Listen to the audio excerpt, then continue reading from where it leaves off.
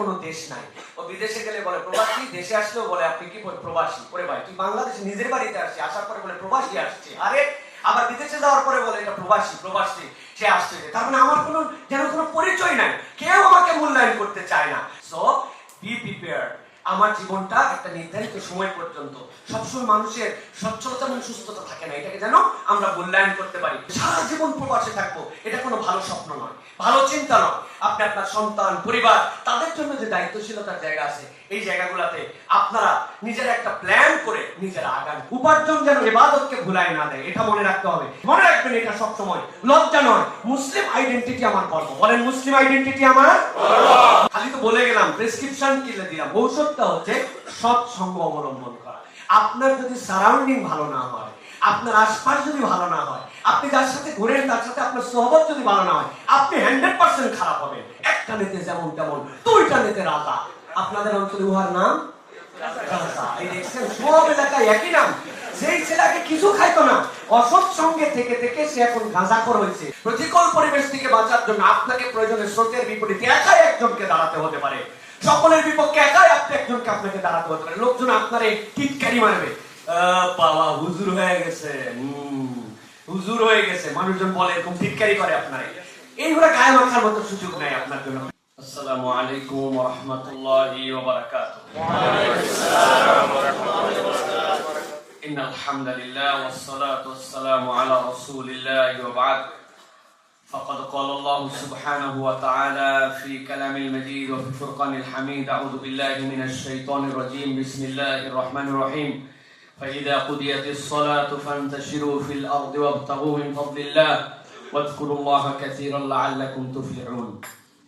সম্মানিত আমাদের প্রবাসী ভাই এবং যারা আমাদের এখানে উপস্থিত হয়েছেন, আস-সুন্নাহ ফাউন্ডেশন কর্তৃক আয়োজিত রেমিটেন্স যোদ্ধাদের গাইডলাইন কর্মশালার আজকের উপস্থিতিকে সর্বপ্রথম আমরা আন্তরিকভাবে মোবারকবাদ জানাচ্ছি যে এরকম শীত স্নাত সকালে যারা এখানে এসে উপস্থিত হয়েছেন, আপনাদের প্রতি নিরন্তর ভালোবাসা এবং দোয়া। আলহামদুলিল্লাহ, আপনারা কেমন আছেন সবাই? আজকে এখানে আসতে পেরে আপনাদের ঠিক কেমন লাগছে? ভালো লাগছে আপনাদের? আলহামদুলিল্লাহ। আস-সুন্নাহ ফাউন্ডেশন আপনাদেরকে নিয়ে ভাবছে, আপনাদের জন্য চিন্তা করছে। দেশে আসার পরে প্রবাসীদেরকে গুরুত্ব দেয়, এই গুরুত্বটা খুব বেশি দিন থাকে না। যতদিন পর্যন্ত লাগেজের মালামাল শেষ হয় না, ততদিন পর্যন্ত কিছুটা থাকে। এরপরে যখন শ্যাম্পু, ডাব সাবান, তারপরে গিফট আইটেম শেষ হয়ে যায়, প্রবাসী মূল্যায়ন শেষ হয়ে যায়। এটাই আমরা আমাদের দেশে সচরাচর দেখি। কিন্তু আস-সুন্নাহ ফাউন্ডেশন আজকে আপনাদের জন্য একটা ব্যতিক্রম উপস্থাপনার জায়গায় নিয়ে এসেছে, যে আপনাদেরকে মূল্যায়ন করে এখানে এনেছে। তো আমরা আজকে এখানে কিছু শিখে যাব ইনশাআল্লাহ, এইটুকু আমরা আশা রাখি। আমি খুব আনন্দের সাথে অনেকগুলি কথা বলি, তার মধ্যে একটা কথা বলি যে এই দেশের মানুষ এখনো আমাদেরকে চেনে, কিন্তু এই দেশের মানুষ আমাদেরকে 40% মানুষ পিক করে আমাদেরকে। মানে আমরা যেখানে যাই 100 জন লোকের মধ্যে 40 জন লোক আমাদেরকে চিনে ফেলে বা ভালোবাসা আমাদেরকে উপস্থাপন করে। কিন্তু আমরা যখন বিদেশে যাই, মধ্যপ্রাচ্যে যাই, ইউরোপে যাই, যেখানে যাই, মানে যেখানে আমাদের বাংলাদেশি ভাইয়েরা আছেন, 99% প্রবাসীরা আমাদেরকে পিক করে। আলহামদুলিল্লাহ। তো এর দ্বারা বুঝি আমরা যে প্রবাসে যারা থাকেন তারা ইসলামকে, আলেমদেরকে, কোরআন সুন্নাহর কথাকে নেটের মাধ্যমে, ভার্চুয়াল জগতের মাধ্যমে পছন্দ করেন, জন্যই তারা আমাদেরকে চিনতে পারেন। তো আজকের এই আয়োজনটা সেই মানুষদের জন্যই যে আলহামদুলিল্লাহ যারা প্রবাসের যে প্রতিকূল আমাদের পরিবেশ আছে, প্রবাসের পরিবেশটা সবসময় আমাদের অনুকূল নয়। আমাদের সবসময় যে আমরা নন ইসলামিক কান্ট্রিতে থাকি তাও নয়, কিন্তু পরিবেশটাই এমন ভাবে আমাদের জন্য যে সেটা আমাদের জন্য সবসময় অনুকূল হয় না। আমরা যখন প্রবাসে যাচ্ছি, আমরা যখন কামাই রুজিতে যাচ্ছি, এটা আমাদের মৌলিক কথা। ইসলামের সাথে যারা জড়িত, আমাদের জন্য এটা মৌলিক কথা যে আমাদের নিয়ত যেটা হবে, এই নিয়তের উপরে কিন্তু আমরা আল্লাহ রাব্বুল আলামিনের কাছ থেকে রিওয়ার্ড পাবো। তার মানে আমাদের যে ফলাফল, এই ফলাফল প্রাপ্তিটা আমাদের নিয়তের উপরে হবে। এখন আমাদের যারা প্রবাসে যাচ্ছেন, আমাদের মধ্যে থেকে যারা প্রবাসী জীবন যাপন করছেন, নিরন্তর আপনার যদি এইটাই চিন্তা হয় একটা বাড়ি বানাবো, দুনিয়ায় আমার কিছু বৈষয়িক সম্পদ হবে, এরপরে দেশে আসব, আসার পর আমি একটুখানি সুন্দর একটা জীবন যাপন করব, কেবলমাত্র দুনিয়াদারি যদি আমার চিন্তা হয়, তাহলে আমার নিয়তটা অশুদ্ধ।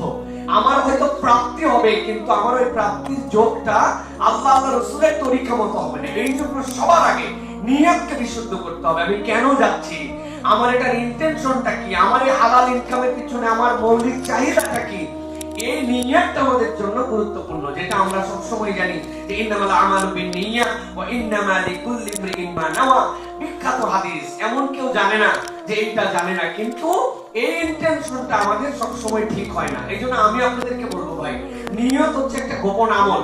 পৃথিবীতে উম্মতে মুহাম্মাদীকে আল্লাহ রাব্বুল আলামিন যতগুলো নিয়ামত দিয়েছেন, এর মধ্যে হচ্ছে নিয়ত হচ্ছে একটা বড় আমাদের জন্য গুরুত্বপূর্ণ ইবাদত। আমরা অনেক সময় বুঝি না যে নিয়ত কিভাবে আমাদের জন্য ইবাদত হতে পারে। একটা লোক নিয়ত করছে যে এইবার দেশে যাওয়ার পরে ঈদের আগে যাব, আল্লাহ যদি মাসায় রাখে তাহলে ঈদের পরে সবচেয়ে ভালো যে সিনেমাটা আসবে এই সিনেমাটা পরিবার নিয়ে দেখব। নিয়ত করছে কথা কথা একদম, কিন্তু কোনো কারণে সে দেশেই আসতে পারে নাই, অথবা ঈদের পরে সিনেমার টিকিট পায় নাই, অথবা অসুস্থ হয়েছে জন্য সিনেমায় যেতে পারে নাই। ওই যে নিয়ত করছিল, সে বাস্তবায়ন না করতে পারার কারণে তার কোনো গুনাহ হয় নাই। কিন্তু এই লোকটাই যদি নিয়ত করে, আল্লাহ যদি আমাকে তৌফিক দেয়, ইনশাআল্লাহ আমি অচিরেই আমি একটা হজ এবং উমরা করার জন্য যাব। সারা জীবন তার নিয়ত করে করে করে করে সময় পার হয়ে গেছে, কিন্তু এই নিয়তের সংগতির সাথে তার হয় নাই।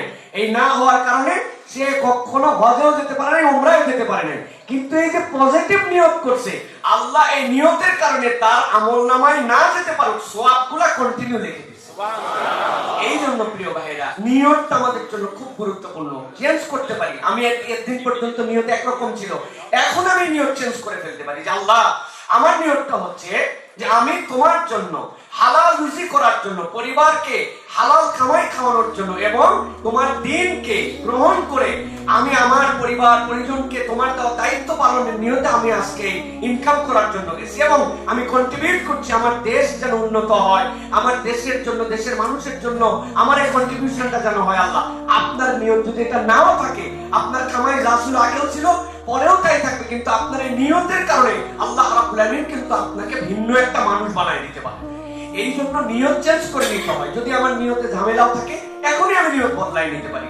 এই জন্য বারবার নিয়তকে রিভিউ করতে হয়। মাঝে মাঝে শয়তান ইন্টেনশন এদিকে নিয়ে যাবে, ওদিকে আবার নিয়ত ঠিক করছে, আবার নিয়ত ঠিক করছে। এইটা হচ্ছে আমাদের জন্য দায়িত্ব। অতএব আমাদের প্রথম দায়িত্ব হচ্ছে নিয়তের ক্ষেত্রে সতর্ক থাকা।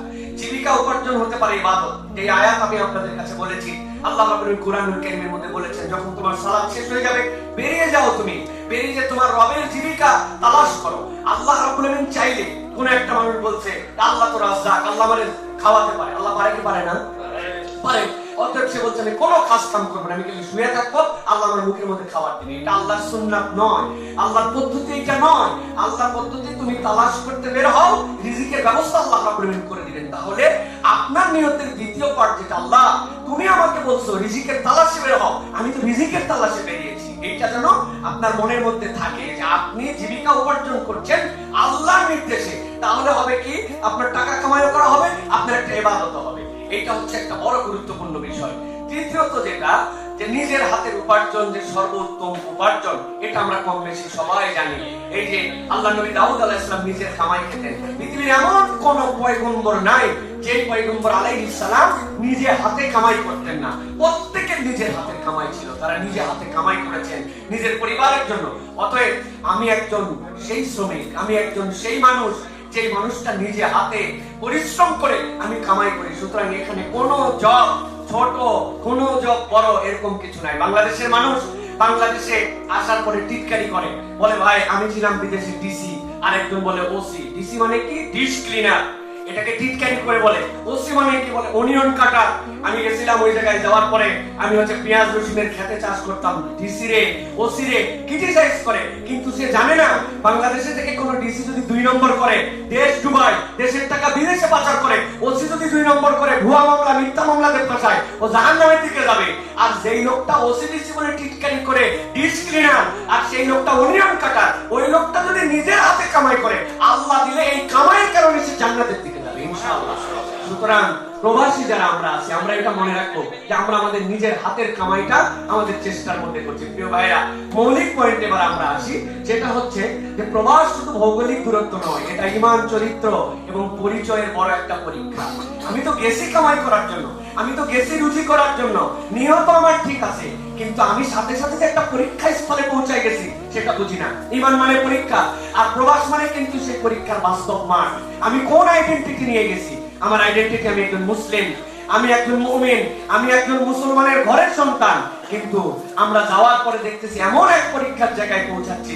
এই জন্য আমাদের জন্য খুব কঠিন বিষয়। আল্লাহ রাব্বুল আলামিন সূরা আনকাবুতের মধ্যে বলছেন, আহসিবান নাস আইয়াতরাকু আইয়াকুলু আমান্না ওয়া হুম লা ইফতানুন।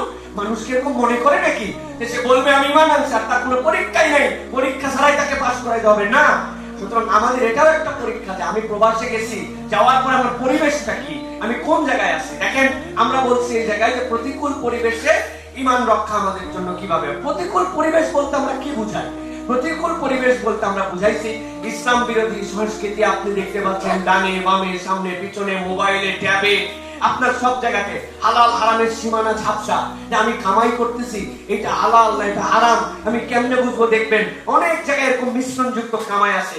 মুসলিম পরিচয় লুকানোর চাপ আছে, আমি মুসলমান এই পরিচয় দিতে অনেকে লজ্জাবোধ করে। এরপরে সন্তানরা নিজেদের পরিচয়ের সংকটে ভোগে।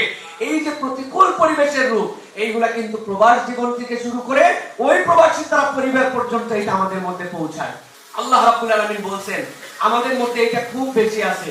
বেশিরভাগ লোক যেদিকে যায় আমরা মনে করি ওই দিকটাই বোধহয় সঠিক, বহুত লোক একদিকে আছে, কিন্তু বেশিরভাগ লোক আমাদের জন্য কখনো আল্লাহ রাব্বুল আলামিনের পক্ষ থেকে পাস বা ফেল, সফল বা বিফলদের তালিকার অন্তর্ভুক্ত নয়। আল্লাহ কোরআনুল কারীমের সূরা আনামের মধ্যে বলছেন, তোমরা যদি অধিকাংশ মানুষের অনুসরণ করো তাহলে আল্লাহর পথ থেকে তোমাদেরকে তারা বিচ্যুত করে দিবে। অধিকাংশ মানুষই তো করে ভাই, বেশিরভাগ লোকই এটা করতেছে ভাই। আমার রুমমেট যারা আছে অধিকাংশ মানুষই তো এরকম। এই যে অধিকাংশ বেশিরভাগ সবাইকে দেখতেছি এখনকার সমাজ, এই বক্তব্যটা আমাদের জন্য ভয়ঙ্কর একটা বক্তব্য। অতএব সংখ্যা গরিষ্ঠতা কখনো সত্যের মানদণ্ড নয়, মনে থাকবে। সংখ্যা গরিষ্ঠতা কখনো সত্যের মানদণ্ড নয়। আল্লাহ নবী যখন দ্বীনের দাওয়াত নিয়ে আসলেন, আল্লাহ নবী সাল্লাল্লাহু আলাইহি ওয়াসাল্লাম নবী, এরপরে প্রথম মেনেছেন খাদিজা রাদিয়াল্লাহু তাআলা, তারপরে কে মানছেন? হযরতে আলী রাদিয়াল্লাহু তাআলা। এই যে ইসলামের তিনজন, আর পুরো আরবতে উল্টা। তখন কি তাহলে ইসলাম আমাদের জন্য অসত্য ছিল? নাউযুবিল্লাহ, তখনও সত্য এখনো সত্য। আল্লাহ নবী একাই যখন তখনও সত্য, পৃথিবীতে যখন এখন 200 কোটি মুসলমান তখনও সত্য। সুতরাং সংখ্যা গরিষ্ঠতা কখনো সত্যের মানদণ্ড নয়। এটা আপনার মগজের মধ্যে ঢুকাই নিতে হবে, তাছাড়া আপনারা শুধু শয়তান উস্কাবে। সবাই করে যে, সবাই করতেছে না, বাকিরা এরকম, তারা কি বুঝলো না? আপনারা শয়তান ইনজেকশন দিবে।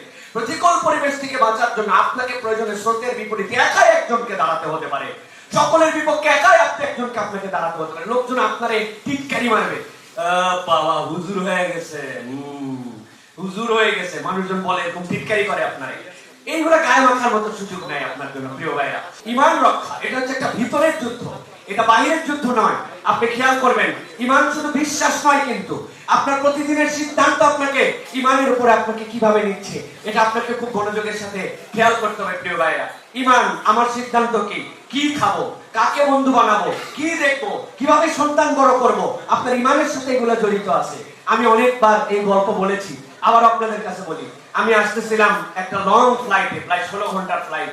আসার পরে দুবাই বা কাতারে নেমেছি। এরপরে আবার যখন ফেরত আসতেছি, আসার সময় বিমানের উপরে বাংলাদেশে আসবো, এক ছেলে দেখলাম ডানে তাকালো বামে তাকালো, দেখার পরে এরপরে বিমানে অর্ডার করলো। এই যে ছোট ছোট এরকম একটা বোতল পাওয়া যায়, ভদকার বোতল, তারপরে ছোট ছোট এরকম মদের বোতল পাওয়া যায়। এমিরেটসের সেই যারা বিমানে যারা দায়িত্বশীল ছিল তাদেরকে অর্ডার করলো। অর্ডার করে সে মাথা নিচু করে দেখলাম সেইটা খেলো। আমি ছবি তুলছিলাম, এটা ওই ছেলের ছবি ছাড়াই সেই ছবিটা আমার কাছে এখনো সংরক্ষিত আছে। এটা বোঝানোর জন্য যে সে মানে 35,000 33,000 ফিট উপরে আছে, চিন্তা করতেছে যে 33,000 ফিট উপরে তো আল্লাহ রাব্বুল আলামিন দেখেন, এত উপরে ফেরেশতা যাইতে পারে বলেন? এই জন্য সে জীবনে হয়তো দেশে থাকতে বাপ মায়ের সামনে অন্যদের সামনে একটা সিগারেট পর্যন্ত খাইতে পারে না, কিন্তু চিন্তা করছে যে ফ্লাইটের টিকিট কাটছি, যা ইচ্ছা তাই পাওয়া যায়, অথবা একটু বিয়ার এখানে খেয়ে নিলাম, এখানে একটুখানি অন্য কিছু খেয়ে নিলাম। ইভেন আমি মালয়েশিয়া থেকে আসার সময় দেখছি র‍্যান্ডম সব আমাদের প্রবাসী ভাইরা ডানে বামে তাকায়া এরপরে ধুমায়া সবগুলা বিয়ার অর্ডার করতেছে, বিয়ার খাচ্ছে। এটা কেন হয়? যে উনি ঈমান শুধু বিশ্বাসের মধ্যে নিছে যে আমি মুসলমান অথবা আমার ঈমান ঠিক আছে, আর বাকিটা সে কর্মের মধ্যে যে ঈমানের অনেক প্রতিফলন আছে এইটা সে হিসাবের মধ্যে নেয় না। এই জন্য আমি কি খাবো, কার সাথে ঘুরবো, কে আমার বন্ধু হতে পারে। বন্ধু মানে রুমমেট সবসময় বন্ধু হয় না, কাজের লোক সাথী কেবল বন্ধু হয় না, একসাথে 10 বছর থাকার পরে বন্ধুত্ব হয় না মানুষের, কিন্তু অনেক দূরে থাকার পরে মানুষের বন্ধুত্ব হয়। অতএব বন্ধুত্ব একটা ভিন্ন জিনিস প্রিয় ভাইরা। এই বিষয়গুলো আমাদের জন্য ভিতরের যুদ্ধ, এটা আমাকে সব সময় সতর্ক রাখতে হবে প্রিয় ভাইরা। তাছাড়া আমি কখনো ঈমানের উপরে টিকে থাকতে পারবো না। রাসূল সাল্লাল্লাহু আলাইহি সাল্লাম বলেছেন, ইয়াতি আলান নাস জামান আস-সাবিরু ফীমা লা দীনিহি। আল্লাহ নবী সাল্লাল্লাহু আলাইহি ওয়াসাল্লাম বলছেন যে দ্বীনের উপরে সবর করে থাকা শেষ জামানায় এমন একটা সময় আসবে যে ওই মানুষটা আলাল জামর, নবী বলছেন যে হাতের উপরে যদি কয়লা রাখো এটা যে বাস্তব কঠিন, তোমার ঈমান রক্ষা করা কঠিন হবে। নবীজি এই কথা বলে গেছেন, তাহলে আমি কেমনে ভাবতেছি যে আমার ঈমান কোনো ব্যাপারই না, অটোমেটিক আমার ঈমান থেকে যাবে। সুতরাং এটার জন্য আমার প্রচেষ্টা লাগবে প্রিয় ভাইরা। প্রত্যেকদিন কমসে কম, এটা আমি 5 মিনিট তো আসলে সময় না, কিন্তু তারপরে বোঝানোর জন্য বলছি 5 মিনিট আমাদের অন্ততপক্ষে কোরআনুল কারীমের সাথে টাচে আমাদের থাকতে হবে। শিফাউল লিমা ফিস সুদূর, কোরআন ছাড়া আমার আত্মাকে কেউ ঠিক করতে পারে না। এই পৃথিবীতে মানুষ দুই ভাবে খায়, একটা খায় হচ্ছে সে তার শরীরকে ঠিক রাখার জন্য মুখ দিয়ে, আরেকটা নাক দিয়ে। নাক দিয়ে অক্সিজেন নেয় আর মুখ দিয়ে তার খাদ্যগুলি খায়। কিন্তু আরেকটা খাবার, যে এই খাবারটা না থাকলে তার আত্মা মরে যায়। আত্মা জৈবিক এরকম কিছু খায় না। কুলির রূহ মিন আমরি রাব্বি, আল্লাহর পক্ষ থেকে আপনার আত্মা আসছে, আমার আত্মা আসছে। সুতরাং ওই আত্মাকে যদি আমরা ঠিক রাখতে চাই, তাহলে ওই আত্মার খাদ্য হচ্ছে আল্লাহ রাব্বুল আমিনের দেওয়া পথ্য। এটা কি? আল্লাহ রাব্বুল আমিনের কালাম। এটা হচ্ছে আমাদের জন্য একটা খাদ্য। আমি আমার আত্মাকে যতই মনে করি বাহ আমি চনমনে আছি, আমি অনেক প্রফুল্ল আছি, আমি অনেক ঠিক আছি, আপনার আত্মা ঠিক থাকবে না যদি আত্মার খাদ্য আপনি না দেন। আত্মার খাদ্য কি? আল্লাহর জিকির, আল্লাহর কোরআন। সুতরাং প্রত্যেকদিন আপনাকে শপথ করতে হবে যে আমি কোরআনের কাছে থাকবো। এটা হার্ড কপি পড়লে বেশি ভালো, মোবাইল থেকে পড়া যায়, তবে হার্ড কপি পড়ার একটা বরকত আছে। এই মাসহাফের সাথে সম্পর্ক হলে আমাদের জন্য এটা গুরুত্বপূর্ণ। এরপরে সপ্তাহে একদিন আত্মমূল্যায়ন আমাদের জন্য আছে, যেটা আমি বলছি আমার ঈমান কি আপোস করছে কিনা। এই আত্মমূল্যায়নটা অনেক গুরুত্বপূর্ণ। ঈমান আপোস করে, ঠিক আছে, একটু মিথ্যা বলাই লাগে, একটুখানি 2 নম্বরে করাই লাগে, একটু চালাকি করাই লাগে, একটু কাজে যখন গেলাম সেই হিসাব মেলানোর জন্য একটু মধ্যে রেস্টের নামে ফাঁকি দেওয়া লাগে। এই যে নানান কিছু আছে যেগুলো আমাদের জন্য, আমার ঈমান কি আপোস করছে কিনা এটা ডিটেইলস এখন বলতে পারছি না, কিন্তু জাস্ট পয়েন্ট আপনারা মনে রাখবেন যে সপ্তাহে একদিন আত্মমূল্যায়ন করতে হবে। এশার পরে আপনি বসছেন চুপচাপ, অথবা ফজরের পরে বসছেন, কোনো এক সময় নিরিবিলি আপনার জন্য 15টা মিনিট আপনাকে সিলেক্ট রাখতে হবে যে আমি একটু হিসাব করব যে আমার ঈমানের অবস্থাটা এখন কি আছে, সপ্তাহের নামাজের অবস্থা আমার কি ছিল, তেলাওয়াতের অবস্থা কি ছিল, জিকির আজকারের অবস্থা কি ছিল, গুনাহগুলো করেছিলাম, গুনাহগুলো বাদ দেওয়ার জন্য চেষ্টা করেছিলাম, আমার ঈমান কি আপোস করতেছে নাকি ঈমানের জায়গায় অবিচল আমি আছি, এটা আপনাকে হিসাব করতে হবে প্রিয় ভাইরা। আখলাক এবং চরিত্র, এটা একটা নীরব দাওয়া আমাদের জীবনে। দেখেন প্রবাসে মানুষ ইসলাম দেখে মুসলমানের মাধ্যমে, যারা মুসলিম দেশে আছেন, মুসলিম প্রধান দেশে আছেন, সেটা একটা ভিন্ন কথা, কিন্তু বাকিটা দেখেন মুসলমানের মাধ্যমে তারা দেখে যে সৎ কিনা, স্বয়ং অনুবর্তী কিনা, আমানতদার কিনা, সহানুভূতিশীল কিনা। এইটা কিন্তু মানুষ ইসলাম কোরআন হাদিস করে দেখে না, ব্যক্তিকে দেখে ইসলাম দেখে। এটা কিন্তু আমাদের জন্য অত্যন্ত গুরুত্বপূর্ণ বিষয় প্রিয় ভাইরা। এই জন্য আমি কেবলমাত্র একজন আয় করা মানুষ, কেবলমাত্র শ্রমজীবী, কেবলমাত্র প্রবাসে খাটতেছি এরকম না, আমি একজন মুসলিম হিসেবে প্রতিনিধিত্ব করতেছি, এটা যদি আপনার ভিতরে থাকে তাহলে আপনি একটা ভিন্ন রকম ফিলিংস নিয়ে আপনি নিজেকে উপস্থাপন করতে পারবেন। আপনি সৎ কিনা আপনাকে এটা চেষ্টা করতে হবে যে আপনার নিজের ক্ষেত্রে আপনি নিজে মূল্যায়ন করেন কিনা। আমি এগুলো পড়তে যাচ্ছি না এখন, কিন্তু এই একটা জিনিস মনে রাখবেন, রাসূলুল্লাহ সাল্লাল্লাহু আলাইহি ওয়াসাল্লাম বলেছেন খায়রুকুম আহসানুকুম খুলুকা, তোমাদের মধ্যে সর্বোত্তম সে চরিত্রের দিক থেকে সর্বোত্তম যে।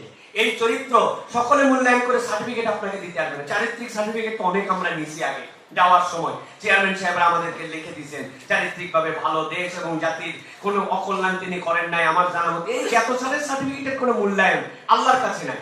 আল্লাহর কাছে মূল্যায়ন যে আমি সৎ কিনা, আমি আমানতদার কিনা, আমি মুসলিম হিসাবে একজন দায়িত্বশীল কিনা। এই চারিত্রিক সার্টিফিকেটটা আল্লাহ রাব্বুল আমিনের কাছে সবচেয়ে মূল্যায়িত হবে প্রিয় ভাই। এই জন্য এই ক্ষেত্রে আমাদের সবসময় মনে রাখতে হবে এই জিনিসটা। আমাদের এই ক্ষেত্রে আমরা করণীয়টা কি করব? এই যে আমরা আগের পয়েন্টে যে ছিলাম, এই ক্ষেত্রে আমাদের করণীয়টা আমাদের জন্য যে কর্মস্থলে আপনি আপনার জীবনে একটা ইসলামিক চরিত্র বেছে নেন, যে আমি এমন একটা আইডেন্টিটি নিয়ে চলবো যে এটা আমার জন্য আমার আশপাশের সকলের জন্য সেটা মানুষ জানবে এই মানুষটা সৎ, এই মানুষটা মিথ্যা কথা বলে না, এই মানুষটা তার আচরণের সৎ, এই মানুষটা কাউকে ধোঁকা দেয় না, এই মানুষটা আমানতদার। আপনাকে এরকম একটা আইডেন্টিটি প্রতিষ্ঠিত করতে হবে। আমার তো 4টা মেয়ে, আমার মেয়েদের মূল্যায়ন করে আমি দেখছি যে আমার একটা মেয়ে আছে যে মেয়ে কখনো মিথ্যা কথা বলে না, ইয়ার কি করেও মিথ্যা কথা বলে, ওর তবিয়তের মধ্যে এটা নাই। আমরা এখন নিজেরাই ভয়ে ভয়ে থাকি যে এই কালচারটা তার মধ্যে যেন থেকে যায়। কিভাবে এটা রাখা যায়? সে ভয়ে হোক, আকাঙ্ক্ষায় হোক, লোভে হোক, ধরেন তাকে অনেক বকাবো, সে মিথ্যা কথা বলে না, সে মিথ্যা কথা বলতে জানে না, শিখে নাই সে। এইটা আমি বোঝানোর জন্য বলছি যে আপনার আমার ভিতরে এরকম কতগুলো চরিত্র আছে, আপনাকে একটা আইকনিক জিনিস বেছে নিতে হবে। আলহামদুলিল্লাহ, দুনিয়ায় এসপার ওসপার হয়ে যেতে পারে, আমি অসৎ না, আমি মিথ্যা কথা বলতে পারি না, আমি কখনো ধোঁকা দেই না। আপনার চারিত্রিক স্বকীয়তা এটা আল্লাহর কাছে আপনি উপস্থাপন করতে পারবেন। সুতরাং আপনার একটা চরিত্র বেছে নিতে হবে। আমি যদি একটা বলছি, কিন্তু আপনি এরকম ভাবে অনেকগুলাই নিজের মধ্যে নিতে পারেন, কিন্তু আপনার নিজের কাছে ওটা সিলেক্টেড থাকবে যে আমি কি আজকে ইসলামের ভালো প্রতিনিধি ছিলাম কিনা। এটা আপনার মন আপনাকে সাই দিবে যে আমি কেবল প্রবাসে ডলার কামাই করতে, রিয়াল কামাই করতে, আমি ইউরো কামাই করতে, আমি দিরহাম কামাই করতে, দিনার কামাই করতে আসি নাই, আমি দিনও কামাই করতে আসছি। আল্লাহর কাছে আমার এই দিনগুলা যে পার হয়ে যাচ্ছে, আল্লাহর কাছে যে বলতে পারবো না যে 25 থেকে 40 আল্লাহ 15 বছর প্রবাসে ছিলাম, অথবা এটার হিসাব বোধহয় আল্লাহ নিবে না। না, ওই দিনগুলোর হিসাব আল্লাহর কাছে আমাকে দিতে হবে। সেই ক্ষেত্রে আমি আইকনিক কোন একটা চরিত্রের মধ্যে আমি থাকবো। এইবার দেখেন, প্রতিকূল পরিবেশে চরিত্র রক্ষার জন্য আপনাদেরকে কতগুলা টিপস বা কতগুলা বিষয় বলি প্রিয় ভাইরা। আল্লাহ কোরআনে আমাদের জন্য জানিয়েছেন, ওয়ালা তাকরাবুজ জিনা ইন্নাহু কানা ফাহিশাতাও ওয়া সাআ সাবিলা। আল্লাহ অনেক গুনাহ থেকে নিষেধ করেছেন। আল্লাহ বলেছেন মিথ্যা বলো না, গীবত করো না, হারাম খেও না। কিন্তু এই একটা গুনাহ আল্লাহ বলেছেন লা তাকরাবুজ জিনা, এর কাছেও যেও না, এর কাছেও যেও না, এর আশপাশেও যেও না। তুমি আপনি বুঝেন, দুইটা ডিমান্ডটা বুঝেন, একটা মানা আর একটা আশপাশে যেও না। এই বিষয়টা খুব গুরুত্বপূর্ণ আমাদের জন্য যে আমরা জিনা, ব্যভিচার, এটার সাথে যেন আমাদের কোন রকম দূরতম সম্পর্ক না থাকে। এর সাথে যেগুলো কানেক্ট করে সেইগুলোর সাথেও যেন আমাদের জন্য নিজেদের কানেকশন না থাকে। আল্লাহ কোরআনে বলেছেন ক্বাদ আফলাহাল মুমিনুন আল্লাযীনা হুম ফি সালাতিহিম খাশিউন ওয়াল্লাযীনা হুম আনিল লাগওয়ি মুরিদুন। আল্লাহ বলেন সফল তো তারা যারা দুনিয়ার বুকে নিজেরা তার সালাতের ব্যাপারে ভয় করে, নিজেরা বিনম্রতা অবলম্বন করে এবং অনর্থক কাজকর্ম থেকে নিজেকে বাঁচায় রাখে। অনর্থক আজগবি কাজ, যেই কাজের কোনো দাম নাই, এরকম কাজ ইমানদার কখনো করবে না। আমরা এই আজগবি কাজের তালিকা যদি করি, ইনক্লুডিং আমি সহ, আমাদের এই মোবাইল হচ্ছে আজগবি কাজের একটা সময়, ঠিক না ভাই? ভাই নেটওয়ার্ক নাই এখন, বলে এখন নেট নাই, কি করতেছিস? কই পুরাতন ছবি দেখতেছি, তাও মোবাইল দেখা লাগবে, গ্যালারির মধ্যে ঢুকে দেখতেছি, কি ভাই ঠিক না? পুরাতন হোয়াটসঅ্যাপ চেক করে দেখতেছি, নেট নাই এখন, তাই কি করবো? কিন্তু আমি কিছু একটা করতেছি। ভাই রে ভাই, অনর্থক কাজের তালিকার মধ্যে এটা এখন টপ বেস্ট আমাদের মধ্যে আসছে। এছাড়াও প্রবাস জীবনে দেখবেন কোনো কাম নাই, লুডু খেলতেছে, উমুক খেলতেছে, তুমুক অ্যাপস দেখতেছে, কিছু না হলে অন্তত পক্ষে দূরবর্তী যেগুলা জুয়ার অ্যাপস আছে, এগুলা জুয়াতে কিছু টাকা লাগাচ্ছে, বেশি লাগাচ্ছে না কিন্তু কিছু লাগাচ্ছে, যদি আল্লাহ কিছু দেয়, তাই না? মানে জুয়াতেও বলতেছে যদি আল্লাহ কিছু দেয়। মানে হারাম আমাদের কাছে এত সহজ প্রাপ্ত হয়েছে, বলছে আলহামদুলিল্লাহ আমি একটু হালকা সুদের কারবার করি, আমার স্ত্রীও করে, আলহামদুলিল্লাহ আল্লাহ চলাচ্ছে এটা দিয়ে আমাদেরকে। চিন্তা করছেন আপনি, এই সুদের কারবার এখন স্বাভাবিক বানায় ফেলছে। এই জন্য অনর্থক কোনো কাজের মধ্যে ঢোকা যাবে না, এখান থেকে বাঁচতে হবে আমাদের জন্য, চেষ্টা করতে হবে প্রিয় ভাইরা। যে এই বাঁচবো আমি কিভাবে? খালি তো বলে গেলাম, প্রেসক্রিপশন কিনে দিলাম। ঔষধটা হচ্ছে সৎ সঙ্গ অবলম্বন করা। আপনার যদি সারাউন্ডিং ভালো না হয়, আপনার আশপাশ যদি ভালো না হয়, আপনি যার সাথে ঘুরেন তার সাথে আপনার সোহবত যদি ভালো না হয়, আপনি 100% খারাপ হবেন। আমি অনেক সময় বলি, আগে বিড়ি খাইতো না, 10 হাত দূরে থাকলে বিড়ির গন্ধ শুনলেও কাশতো, কিন্তু 10 দিন থাকার পরে আস্তে করে বিড়ি ভাগে কিনছে, কিনে বলছে আমি ফার্স্ট কল, তুই ধরার পর আমি টানবো। এই বন্ধুই দেখবেন অনুষ্ঠান, ঈদ পর্ব, বিভিন্ন সময় বলছে দোস্ত আগের মতো তার দম আসে না বিড়ি খায়। বলছে কি করা লাগবে? বলছে তোরে একটা জিনিস দিয়ে গেলাম, তুই ভিতরে খালি মাল ফেলা, আমি আসতেছি। ও বাইক দিয়ে টাইনে প্রত্যেকটা পুরিয়া নিয়ে আসছে, আচ্ছা আস্তে করে কুসকুস করে কাটে ওর মধ্যে ঢুকাইছে, ঢুকায় বলতেছে এখন টাইনে দেয়, একটা নিতে যেমন তেমন, দুইটা নিতে রাজা। আপনাদের অঞ্চলে উহার নাম গাঁজা। এই দেখছেন সব এলাকায় একই নাম। যেই ছেলেকে কিছু খাইতো না, অসৎ সঙ্গে থেকে থেকে সে এখন গাঁজাখোর হয়েছে। এটা কি বানানো কথা বললাম ভাই? আমাদের সমাজে এরকম হয়েছে, অনেক প্রবাসী এরকম আছে যারা দেখবেন দেশে থাকতে বিড়ি সিগারেট দেখেন, এখন চিন্তা করছে প্রবাসে অনেক টেনশন, অনেক কাজের প্রেশার, এই জন্য উনি একটু সিগারেট খায়। এইটা নিজে নিজে খায় না, ওই সোহবতের কারণে খাইছে। বোতল কিনে নিয়ে এসে ভাগ করে খাইছে, সপ্তাহে একদিন অন্তত। ভাই যে টেনশন যে পেরেশানি বলবেন না ভাই, এটা না হলে আসলে চলে না, দম পাওয়া যায় না, আছে কিনা? কেন এটা হয়েছে? এটা হচ্ছে আপনার সৎসঙ্গ, এটা হচ্ছে আপনার মেডিসিন, এটা আপনাকে সবসময় খেয়াল করে চলতে হবে প্রিয় ভাইরা। মুসলিম আইডেন্টিটি লজ্জা নয়, গর্ব। It's a proud thing. আপনাকে এটা সবসময় ফিল করতে হবে। কুনতুম খায়রা উম্মাহ উখরিজাত লিন-নাস, আপনি শ্রেষ্ঠ, আমি শ্রেষ্ঠ। কেন? আল্লাহ বলছেন তোমাকে অপরের কল্যাণের জন্য সৃষ্টি করেছে। পরিচয় লুকানো, এটা ধীরে ধীরে আমাদের পরিচয় হারাই ফেলবো আমরা। আমরা যদি পরিচয় লুকাই যে আমি মুসলিম, এই পরিচয় আমার কাছে কেমন না, আমার মুসলিম পরিচয় দিতে একটু লজ্জা লাগে, একটু শাই ফিল করি যে আমি একজন মুসলিম, আমার মুসলিম আইডেন্টিটি প্রকাশ করতে আমার কেমন কেমন যেন লাগে। মনে রাখবেন, এইটা ধীরে ধীরে আপনার পরিচয় আপনি হারাই ফেলবেন। নাম বদলায় ফেলে, নাম হচ্ছে মোহাম্মদ নজরুল ইসলাম, কিন্তু এই নামে পরিচয় দেয় না, উনি নাম নিজের হৃদয়, আছে না? হৃদয় ওনার নাম। বাপ রে বাপ, কি একটা নাম উনি রাখছে। হৃদয় খারাপ না বলতেছি না, কিন্তু কেন এটা রাখছে? এমন একটা নাম রাখছে, উনি আসলে কি এটা যেন তার দ্বারা বোঝা না যায়। এই যে আমাদের সালাম না দেওয়া, আমি সালাম দিচ্ছি না, ইসলামিক পোশাক এড়িয়ে যাওয়া। আপনি হ্যাঁ শার্ট পরেন, প্যান্ট পরেন, আমি অনইসলামিক পোশাক বলছি না, কিন্তু আপনি কোন সময় টুপি মাথায় দেন না, ব্যাপার কি? আপনি কোন সময় জুব্বাটা পড়তে আপনার লজ্জা লাগে, ব্যাপার কি? জুমার দিনে পর্যন্ত আপনি আইডেন্টিটি নিয়ে যান না, ব্যাপারটা কি? এইটার কারণ হচ্ছে যে আপনি আপনার এই পোশাককে এড়িয়ে চলার মাধ্যমে আপনি ধীরে ধীরে আপনার আইডেন্টিটি হারাই ফেলছেন। মনে রাখবেন, এটা সব সময় লজ্জা নয়, মুসলিম আইডেন্টিটি আমার গর্ব। বলেন, মুসলিম আইডেন্টিটি আমার গর্ব, মুসলিম আইডেন্টিটি আমার গর্ব, আই এম মুসলিম, এটা হচ্ছে আমার প্রাউডের জায়গা। আলহামদুলিল্লাহ। সুতরাং করণীয় কি? দেখেন, আমি কতগুলো ছোট্ট টাস্ক দিয়েছি। প্রকাশ্যে সালাম দেওয়ার অভ্যাস করেন, গণ সালাম। ওরে বাবারে বাবারে, এই লোকের দেখা হলে সালাম দেয়, বিরক্তের পর্যায়ে নিয়ে চলে গেছে যে সালামকে। আর মানে এইটা হচ্ছে আমাদের সন্তানদেরকে বলেন যে আমি মুসলিম, এটা আমার শক্তি, এটা আপনার পরিচয় দিতে হবে। মসজিদ এবং দ্বীনি সার্কেলের সাথে যুক্ত থাকতে হবে প্রিয় ভাইরা। যেখানে হালাকা হয়, মন না চাইলে, অত ভালো লেকচারার না হলেও আপনাকে সেই জায়গায় যাওয়ার জন্য দ্বীনি প্রোগ্রামে নিয়মিত অংশগ্রহণ করতে হবে আপনাকে।